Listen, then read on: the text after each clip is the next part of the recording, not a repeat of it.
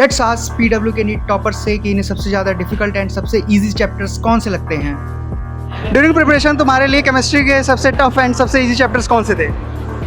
Easy में तो I would say inorganic and tough में I would go with physics, mole concept and solution.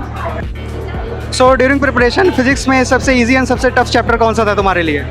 सबसे easy तो 11th का जो सेकंड वाला पोर्शन है वो। फिर अगर सबसे टफ की बात करें तो वही रोटेशन COM वाला टॉपिक। सबसे डिफ़िकल्ट तो मुझे रोटेशन मोशन ही लगा कि सवाल पढ़ो तो फिर समझ ही नहीं आ रहा है कि इसमें कौन सा फार्मूला लगाना है। और इजी में हम लोग कह सकते हैं EM वेव्स, क्योंकि उसमें नॉर्मल रटना है।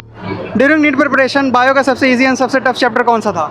सबसे ईजीएस्ट चैप्टर मेरे लिए सेल यूनिट ऑफ लाइफ था एंड से टफ चैप्टर मेरे लिए आई थिंक फोटोसिंथेसिस।